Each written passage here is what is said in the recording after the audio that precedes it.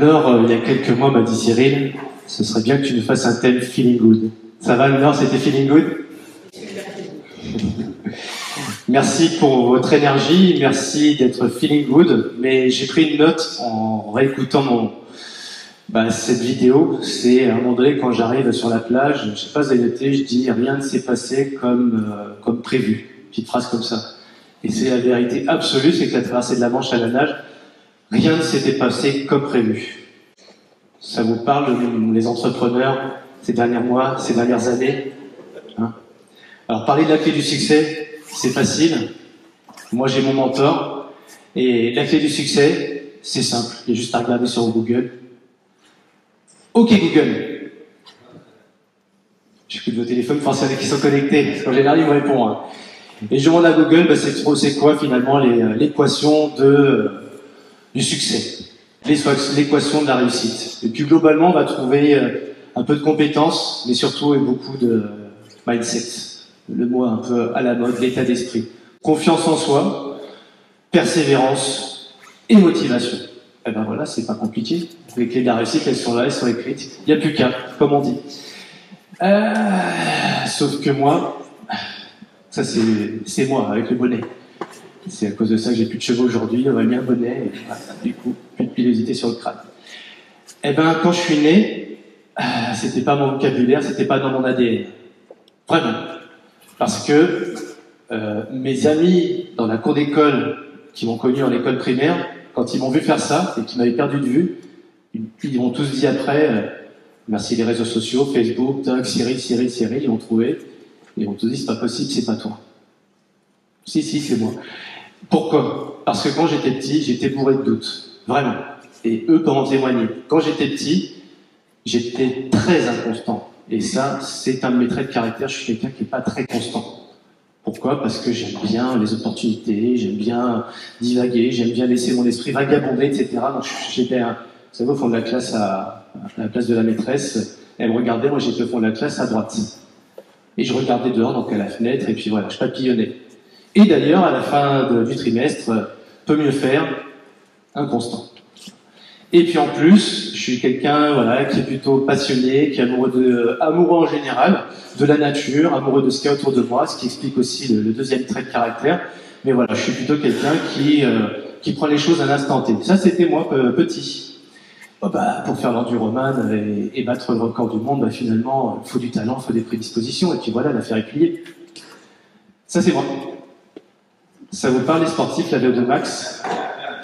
Alors, certains disent c'est pas mal, mais il faut savoir que mes amis qui sont dans le haut niveau, même si on peut me considérer comme étant dans le haut niveau, ils sont autour de 95 millilitres par kilo par minute. 95. Kylian Jornet, les football Mbappé, etc., ils sont à plus de 90. Donc c'est vous dire, voilà, le talent, l'ADN, tout, voilà, être sur les acquis, chez moi, ça peut pas marcher. En plus que j'ai une malformation dans le dos, donc en plus, je suis né, alors ça véritablement, quand je suis sorti du ventre de ma maman, ils m'ont mis tout de suite dans une couveuse. Souffle au cœur, et depuis, j'en porte les stigmates, puisque là, ça va à peu près ce soir, je fais pas de crise d'allergie. Globalement, en ce moment, c'est les yeux qui piquent, qui pleurent, le nez qui est pris. Ça fait 2 nuits que je dors pas parce que j'ai la gorge complètement fermée ici, le clapet qui est fermé parce qu'il y a les allergènes en ce moment. Ça parle à certains ici? Ouais, voilà. Surtout depuis 2 nuits, il fait chaud et tout, donc voilà. Donc ça, c'est compliqué pour moi à gérer. Et puis voilà, le tassement de vertèbres, enfin, tout ce qu'on voit à l'écran, c'est pas du c'est véritablement mon patrimoine génétique, mon ADN. Et moi, quand j'étais petit, c'était ça. Vraiment. Mon attitude dans la cour d'école, à chaque fois, c'était c'est pas juste. Pourquoi les autres, blablabla, etc. Et c'est là que les copains disaient, quand on t'a vu, mais c'est pas possible, c'est pas le gars qu'on a connu. Donc comment on fait? Ça m'a questionné justement. Et c'est ce que je vais partager avec vous ce soir, parce que finalement, la réussite, ok, confiance en soi, persévérance, motivation. Moi, un de mes mentors, c'est lui, on l'a vu tout à l'heure de dos, maintenant de voix de face. Mais quand je le regardais à l'époque, moi, ce qui m'interpellait, c'est mon film préféré, vous l'avez deviné, ce qui m'interpellait, c'était pas tant ce qu'on voyait à la fin, ce qui m'interpellait, c'était cette émotion qui dégageait, cette fragilité, cette fébrilité. Et donc, du coup, je me suis mis à croire que les héros, ou au cinéma, ou en vrai d'ailleurs, les gens qui réussissent, il y a autre chose. Alors, qu'est-ce que je voyais, moi, en tout cas? Hop là, je voyais la vulnérabilité des personnes. C'est ce qui me rendait câblé avec eux, connecté avec eux. J'avais de l'émotion pour eux, de la compassion même. En plus, Rocky dans le film, un peu volatile, la posture de l'imposteur, tout le monde croit en moi, mais moi non, moi je suis à l'université, j'ai pas d'argent, machin. Et puis je suis un type ordinaire. Bah moi c'est ce que j'aime en tout cas. C'est ce que j'aime, c'est me dire qu'il y a des gens autour de nous qui réussissent et qui à la base sont des gens comme nous. Du coup, c'est quoi la clé de la réussite? Ça interpelle quand même. Comment ils font pour arriver là ou pour arriver là? Qu'est-ce qui s'est passé? Bah, je vais vous donner la méthode que j'ai mise en place. Parce que quand j'ai fait l'enduroman, sincèrement, je pensais vraiment pas y finir. Je pensais vraiment pas être champion du monde. Vraiment. Je vous dis la vérité, je ne pensais pas, au fond de moi, que c'était possible. Sauf que j'avais l'âme d'un entrepreneur. J'étais dirigeant d'entreprise. Je dirigeais des gros réseaux de magasins. Et donc, je me suis mis à croire à un moment donné que tout le talent que j'avais pu développer en entreprise, les compétences, pour le coup, c'est pas du talent, c'est des compétences, j'allais pouvoir les intégrer dans ma préparation sportive, pendant mon épreuve et même dans ma récupération pour pouvoir être le meilleur, grâce à mon nouveau patrimoine, celui de l'entrepreneur. Il y a des entrepreneurs dans la salle? Vous pouvez lever la main, les entrepreneurs, voir si je les vois quand même. Il n'y en a pas beaucoup en fait ce soir. Il y en a. Et donc, après l'épreuve, il y a une femme qui a eu une phrase magique, et aussi un ami qui a eu deux personnes qui ont eu une phrase magique. Ils m'ont fait un coup de PNL, un coup d'hypnose. Ils m'ont dit, Cyril, boum, une main dans le dos. Maintenant, t'écris ton livre. Qu'est-ce que je vais bien pouvoir raconter? Eh ben, j'ai tout dit dans ce bouquin. J'ai tout dit, on le verra après. Mais c'est Laurence, en fait, ma femme, donc elle m'a dit, maintenant, tu te dois d'écrire le bouquin parce qu'il y a plein de gens qui t'ont aidé et t'as acquis des nouvelles compétences. Il faut que tu les partages. Ces compétences, je vais vous donner mon équation de la réussite à moi après l'épreuve enduroman. La première, c'est que j'ai appris à optimiser mon énergie.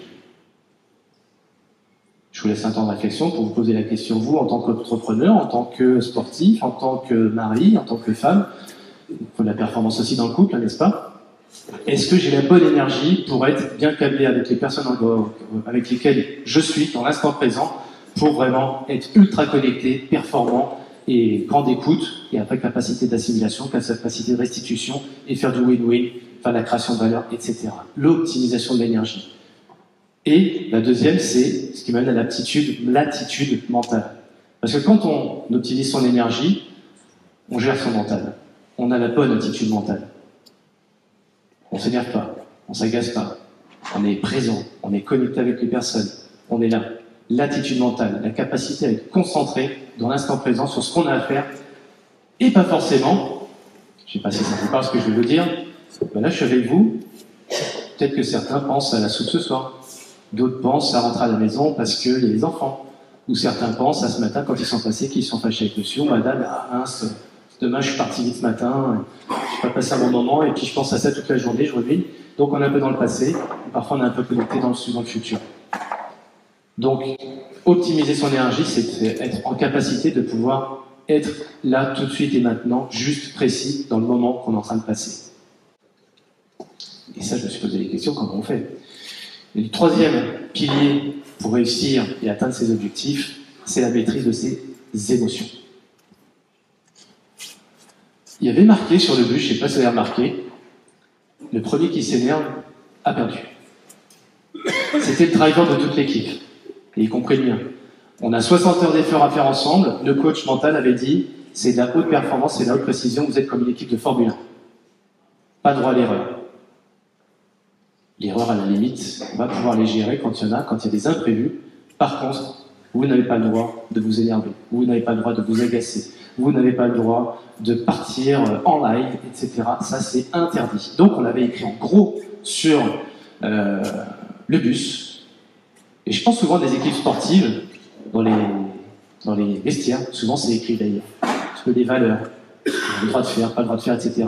Et ça accable tout le monde. Parce que dès qu'il y en a un qui commence à perdre un petit peu son sang-froid, les autres sont là, non pas pour lui rappeler à l'ordre ou s'énerver, etc. Au contraire, un regard, toc toc, on se comprend. Ça y est, on est à l'unisson, on est l'équipe qui gagne.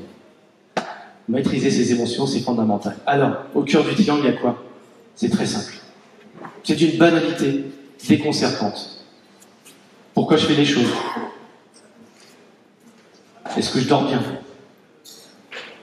Je me suis spécialisé là-dedans, c'est fondamental le sommeil. J'adore ça. Dès qu'il y a quelqu'un qui me dit Cyril, je dors pas bien, hop hop hop, faut qu'on se voit. Je ne comprends pas qu'on ne dorme pas bien. C'est pas possible pour moi. C'est pas concevable. Or, 3 personnes sur 4 parmi vous ne dorment pas bien. On dort pas bien. Soit on s'en rend compte, on se conscientise, on se réveille le matin, je suis fatigué, je suis pas bien. Par contre, on s'en rend pas compte, c'est juste qu'on est agacé à longueur de journée. Et on se dit, bah c'est comme ça. Non, c'est pas comme ça. C'est parce qu'on n'a pas bien dormi. C'est parce qu'on récupère pas bien. Et moi, j'avais une obsession sur cette épreuve, c'était de bien récupérer en permanence pour pouvoir être dans l'attitude juste, la maîtrise de mes émotions et l'énergie optimale. J'ai dormi 3 heures pendant les 60 heures. 2 fois 1h30. C'était calculé, c'était stratégique et voilà, c'était millimétré, j'ai envie de vous dire. La nutrition, évidemment, parce que l'air de rien, c'est elle qui alimente le cerveau. Si on mange pas bien, les idées risquent pas d'être toujours clairvoyantes. Ça ne veut pas dire qu'on ne fait pas d'excès. Ce soir, on doit être là pour faire des excès, profiter, avoir du plaisir. Mais comment je fais derrière pour rééquilibrer? Comment je fais pour équilibrer une festivité? Comment je fais pour être prêt le jour J? J'ai un grand moment, une grosse négociation, une grosse rencontre, une intervention collective. Je vais devant mon conseil d'administration pour défendre un business plan, un comité stratégique. Voilà. Les idées claires, ça passe aussi par une bonne nuit, une bonne nutrition. Et j'optimise mon énergie, attitude mentale juste, maîtrise des émotions. Ce qui nous amène à la gestion du stress. Les 5 facteurs de la santé sont écrits à l'écran, hein, presque. Et celui qui fait perdre des points de vie, là je ne parle pas de vos entreprises, je ne parle pas de nos entreprises, celui qui nous fait perdre le plus de points de vie, et c'est pas Chantal qui me contredira, c'est la gestion du stress. Les gens stressés, je suis stressé, ça m'arrive d'être stressé à certains moments donnés, bah je sais à chaque fois que je suis dans une attitude stressante pour moi, je perds des points de vie. Aïe. Donc je me corrige très vite. Ensuite, le corps. Parce que vous le savez comme moi, les spécialistes ici de la communication non verbale, elle est bien plus importante, bien plus impactante en tout cas, que la communication verbale. Le poids des mots, communication, 7%, tout le reste, c'est du non verbal. Le voix, le ton, le corps, le regard, etc. Et, dernier point, et pas des moindres, les relations harmonieuses. On a un COSTRAT, un CODIR, une équipe, une présidence, gouvernance, l'équipe opérationnelle, si tout ça, c'est en harmonie, tout est fluide.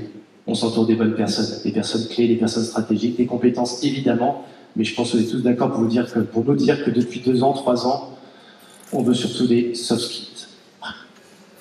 Les hard skills, c'est bien, mais on va peut-être pas trop leur en demander. S'ils ont déjà la bonne attitude, le bon état d'esprit, on va pouvoir faire quelque chose d'eux et d'elles.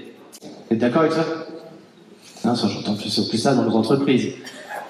Donc justement, c'est important d'avoir des relations harmonieuses dans son couple, évidemment, au sein de la famille, au niveau amical et au niveau entrepreneurial, évidemment. Alors, Laurence m'avait dit d'écrire ce livre, je l'ai écrit, l'épreuve c'était en 2016, je l'ai écrit en 2017, il a été édité. Non pas que je sois fier des ventes qu'il y a pu y avoir derrière, mais je suis surtout fier parce que moi j'étais le premier Français à terminer cette épreuve en 2016. L'épreuve existe depuis 2001. Depuis toutes ces années, c'était que des Anglais, des Anglo-Saxons qui gagnaient cette épreuve, qui battaient les records. Et puis Edgar, l'organisateur, il dit on aimerait bien un Français quand même qui aille au bout. Et moi, quand je suis arrivé, avec mon camping-car, avec mon équipe sympathique, avec la nutrition de David Martin, l'ami chef, voilà, qui m'avait fait la nourriture pas pour moi, hein, pour l'équipe, Edgar, il a dit c'est quoi ces cocos encore? N'importe quoi.